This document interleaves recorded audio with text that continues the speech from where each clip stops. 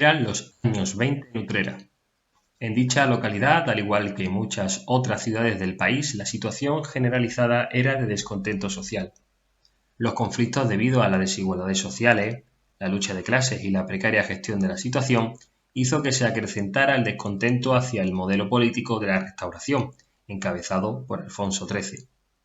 Pero se visualizaba en el horizonte una esperanza de cambio y transformación político y social. El 12 de abril de 1931 se celebraban elecciones municipales, en las cuales se enfrentaban dos opciones políticas: la continuidad del caciquismo, desigualdad social y pobreza, frente a la posibilidad de transformación social y política.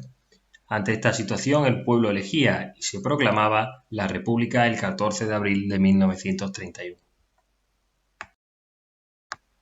El nuevo gobierno llegó como un soplo de esperanza renovadora y fue recibido con alegría por las clases sociales dominadas.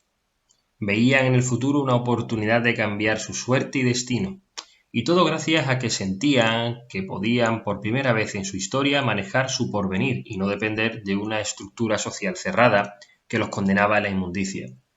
En Utrera se congregaron los ciudadanos frente a la Casa Republicana Social. En dicho lugar dio su discurso el nuevo concejal del ayuntamiento, Manuel Fernández Moreno, de la agrupación socialista. El discurso fue precedido por una marcha de utreranos en la cual la tricolor era la protagonista.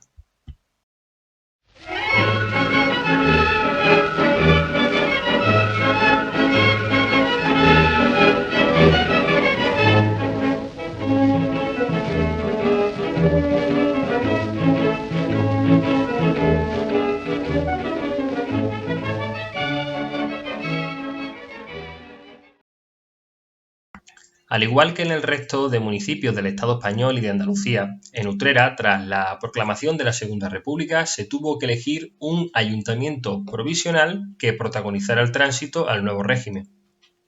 El consistorio responsable de tal labor estuvo dirigido por el veterano y respetado militante republicano José María Infantes Franco, que mantuvo una actitud dialogante con los concejales monárquicos cuya participación como clases pudientes se estimaba necesaria para resolver el problema del desempleo entre las clases populares de la localidad. Este ayuntamiento provisional se constituyó el 14 de abril, día en el que además se convocó una gran manifestación republicana a las puertas del consistorio, y para anunciar su constitución se leyó un bando municipal en los principales lugares públicos de la ciudad, donde además una banda de música tocaba canciones como el Himno de Riego o la Marsellesa. Este ayuntamiento provisional funcionó hasta el día 20 de abril de 1931. A partir de ese momento se constituyó una nueva corporación que estuvo presidida por Julio González Tirado del Partido Republicano Radical. Este nuevo ayuntamiento estuvo vigente durante el llamado Bienio Reformista, llevando a cabo acciones importantes en diferentes aspectos, como el empeño en cumplir los preceptos laicos de la Constitución de 1931, para lo que se eliminaron, no sin polémica, las subvenciones municipales a las órdenes religiosas, así como el retiro de diferentes símbolos religiosos presentes en las calles de la localidad. Asimismo, y para solucionar el grave problema de desempleo entre las clases populares de la localidad, se llevaron a cabo obras en carreteras del término municipal. También se exigió el laboreo forzoso de las propiedades agrícolas del municipio y se realizaron gestiones para que se reanudaran las obras del pantano Torre del Águila. Las grandes preocupaciones de los republicanos era mejorar la educación en Utrera, para lo cual se acondicionaron las escuelas nacionales y se creó el Instituto de Segunda Enseñanza Rodrigo Caro. Este primer periodo del Ayuntamiento Republicano de Utrera estuvo plagado de dimisiones, fruto de las divisiones dentro de la conjunción republicano-socialista que ganó las elecciones, dimisiones que incluso provocaron dos cambios de alcalde. En enero de 1934 ocupaba el cargo Juan Valcárcel Delgado, el cual fue sustituido posteriormente, en agosto, por Antonio Valderrama Varo. Pese a la manifiesta inestabilidad política interna y externa, las medidas llevadas a cabo pusieron la primera piedra para mejorar la vida de las clases menos pudientes, democratizaron las instituciones y marcaron el camino a seguir para hacer de Utrera una localidad mejor.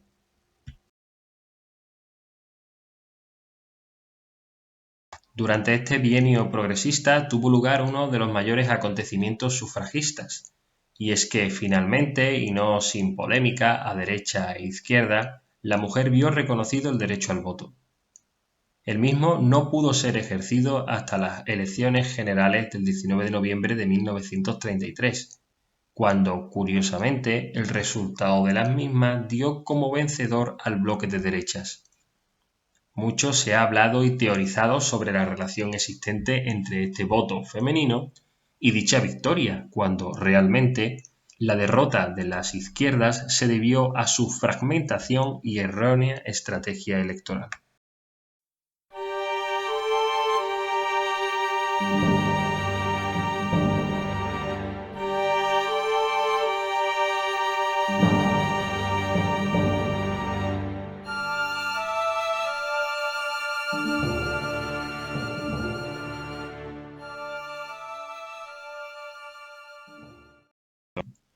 Con la victoria de los partidos de derechas en las elecciones generales se inaugura el bienio radical cedista, periodo en el que se produce la Revolución de Asturias de octubre de 1934, que en Utrera tuvo su reflejo en enfrentamientos violentos entre manifestantes y fuerzas de orden público, dando como resultado la detención de 13 manifestantes que fueron trasladados a la cárcel provincial de Sevilla.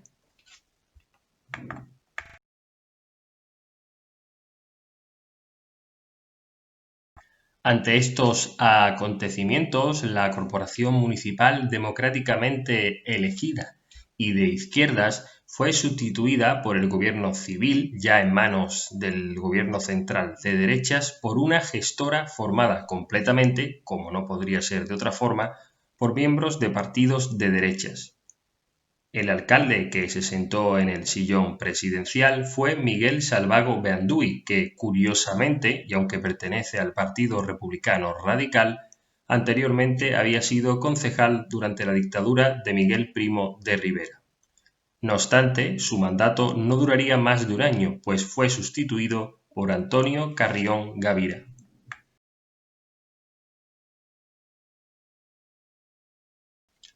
Durante este periodo de gobierno conservador en Utrera, se terminaron las obras de remodelación del antiguo cuartel de caballería, que pasaría entonces a ser cuartel de la Guardia Civil. Se volvieron a roturar con nuevos nombres las calles que habían sido renombradas en el bienio anterior y se posibilitó, como no, un acercamiento del consistorio con la iglesia local. Con estas medidas estaba bastante claro que el principal objetivo de este gobierno de derechas sería poner freno a las reformas iniciales del gobierno de izquierdas.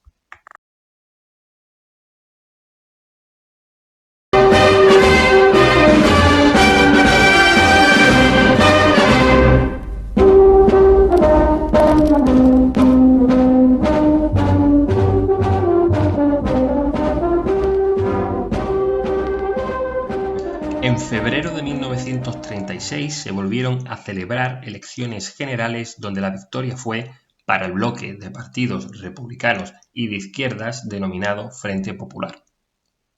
Esto trajo consigo la vuelta a los diferentes ayuntamientos del Estado español y de Andalucía de los concejales electos en 1931. En Utrera vuelve a la alcaldía Antonio Valderrama Varo. En un contexto muy complejo y muy turbulento, los partidos de derechas y monárquicos se negaban a colaborar del juego democrático, circunstancia que avisaba, por supuesto, de los tiempos turbulentos que se avecinaban. Por esta razón, desde el Ayuntamiento de Utrera, al igual que en otros tantos del Estado español y de Andalucía, se pedía de forma continuada al gobierno central y al gobernador civil que disolviera estos ayuntamientos y convocara nuevas elecciones. No obstante, en ningún momento se consiguió llamar la atención ni del gobierno civil ni, por supuesto, del gobierno central, cuyas elecciones municipales, en un intento de reforma de estas circunstancias, fueron finalmente desconvocadas por Manuel Azaña. La estrategia movilista del bloque conformado por las derechas y monárquicos condujo a un bloqueo institucional. Ello se tradujo en la incapacidad de atender los problemas de las clases populares, tales como el desempleo, el acceso a la vivienda, la educación y la sanidad, así como la gestión misma del ayuntamiento, organización interna y gestión de la deuda. Ante esta situación, la dimisión de Antonio Valderrama no tardaría en llegar. Su puesto fue ocupado por Juan Sánchez Pérez, quien, a la postre, sería el último alcalde democrático de Utrera.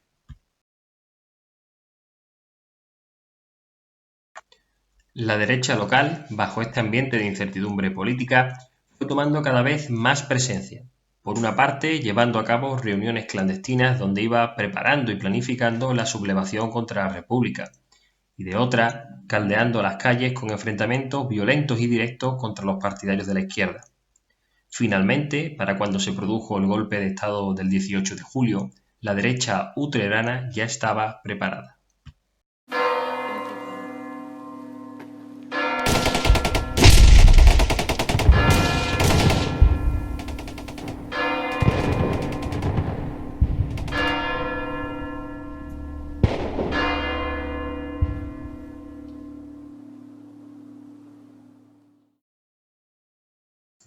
La ocupación de Utrera, prevista para el 26 de julio por el Estado Mayor, fue planificada para emplear una gran cantidad de tropas y materiales de guerra, pues, al fin y a la postre, se trataba de una importante posición estratégica en la red de comunicaciones ferroviarias interprovinciales.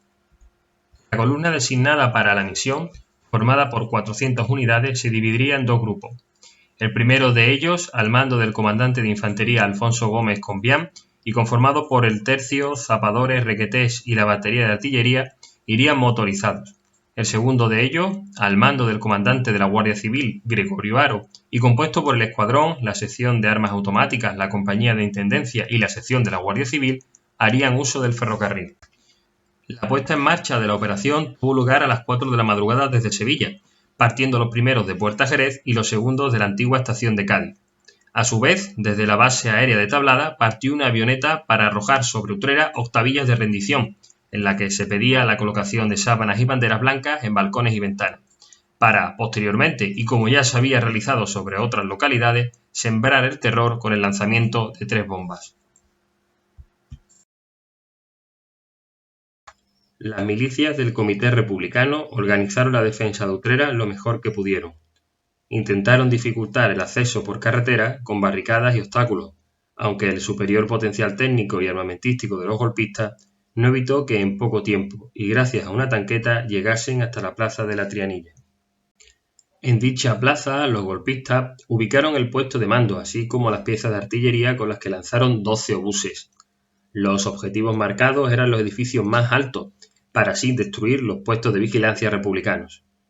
Desde esa misma plaza planificaron la entrada a pie en 2 columnas a través de la avenida María Auxiliadora y la Corredera para encontrarse finalmente en la Plaza de la República. En otra parte de la localidad se producía la pérdida del control de la estación por parte de las milicias. El avance de los golpistas fue rápido hasta llegar al cuartel de la Guardia Civil, donde liberaron a los 150 detenidos por afinidad al golpe de Estado. Una vez allí, se dividen en 2 columnas que avanzan por la calle Santa Clara, actual Catalina de Perea, y por la calle Salvador Seguí, actual Cristo de los Afligidos, hasta encontrarse en la Fuente de los 8 Caños y dirigirse, finalmente, hasta el cuartel de los Carabineros y la cárcel del Partido Judicial, para seguir liberando a más golpistas. En apenas 4 horas, las 2 columnas iniciales se encontraron en la Plaza de la República y tomaron el ayuntamiento. Esa misma noche, Queipo de Llano anunciaba radiofónicamente la toma de Utrera. Los milicianos fueron ejerciendo una oposición limitada y, en la medida que la situación se ponía más complicada, no tenían más remedio que ir retrocediendo a posiciones más seguras. Durante ese 26 de julio, el control de Utrera había pasado de manos de las clases populares hacia un ejército representante de las élites económicas financiadoras del golpe, tanto a nivel local como estatal. En ese sentido, y para hacer efectivo dicho control, se hizo público el bando de guerra. Se procedió al desarme efectivo de la milicia y la población, se capturó y encarceló a todos los habitantes que intentaban huir, así como a los miembros de partidos de izquierda y autoridades públicas republicanas.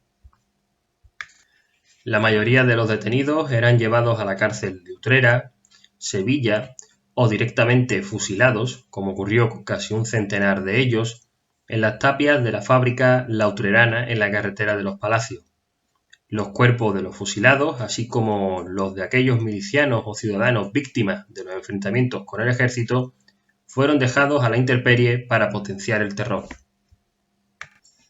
Estas acciones de lesa humanidad fueron combinadas con el pillaje y saqueo de las viviendas, edificios públicos y hasta religiosos, como ocurrió en Santa María, donde los cajones de la sacristía fueron forzados. Ni siquiera los miembros de la derecha local pudieron evitar verse afectados por estos actos. Al mando de Utrera quedaría, tras la retirada del grueso de las tropas, una compañía del tercio. Potenciar la represión y el terror, el control de la población y evitar la reorganización de las milicias republicanas se convirtieron en los principales objetivos de dicho grupo.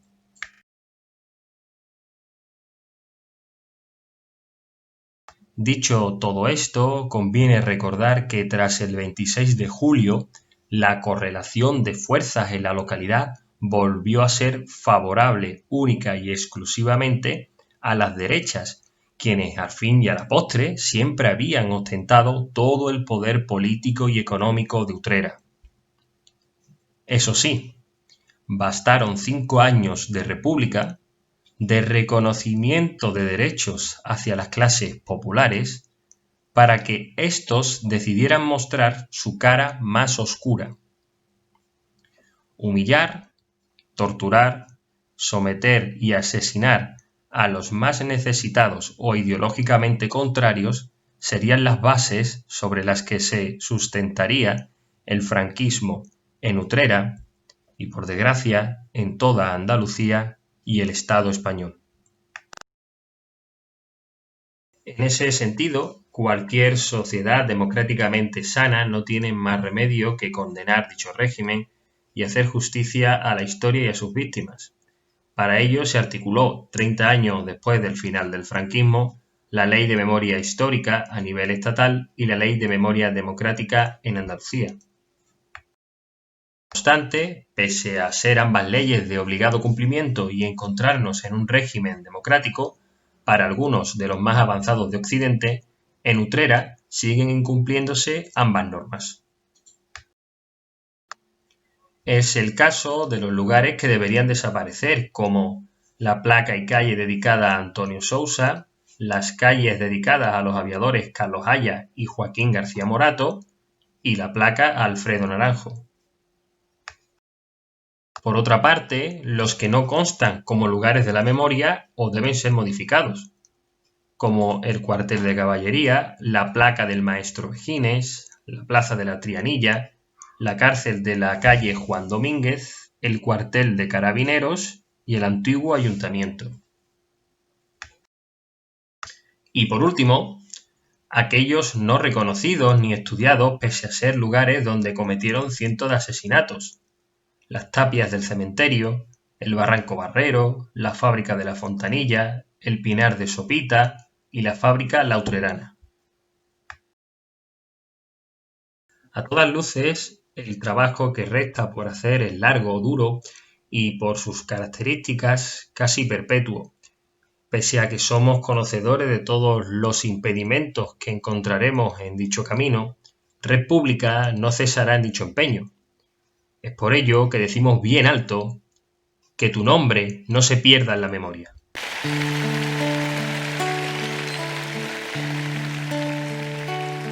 Podrían ser a simple vista solo huesos, desvencijados huesos, enterrados al borde del camino. abandonados huesos, no acariciados huesos de un dolor no amortajado, pero no son a simple vista solo huesos, desvencijados huesos. En el calcio del hueso hay una historia, desesperada historia, desmadejada historia de terror premeditado. Y habrá que contar, desenterrar, emparejar, sacar el hueso al aire puro de vivir. Pendiente, abrazo, despedida, beso, flor, en el lugar preciso de la cicatriz.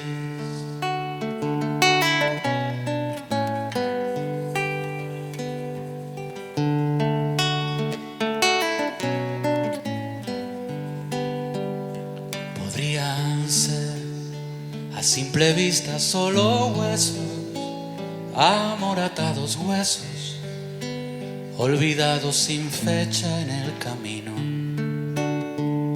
abaratados huesos, invertebrados huesos de un adiós no reclamado, pero no son a simple vista solo huesos, amoratados huesos. En el calcio del hueso hay una historia, acaudillada historia, desmemoriada historia, el horror no solventado. Y habrá que contar, desenterrar, emparejar, sacar el hueso al aire puro de vivir. Pendiente, abrazo, despedida, beso, flor, en el lugar preciso de la cicatriz. Y habrá que contar, desenterrar, emparejar, sacar el hueso al aire puro de vivir. Pendiente, abrazo, despedida, beso, flor, en el lugar preciso de la cicatriz.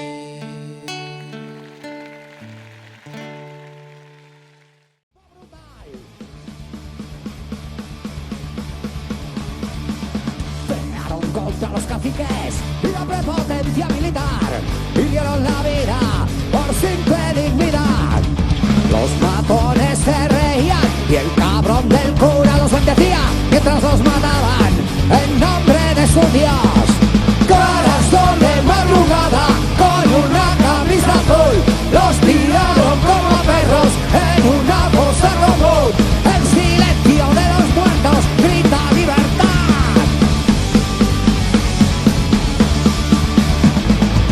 Los sacaron de un tiro en la nuca o fusilados contra la pared. Los eliminaron con saña criminal. Los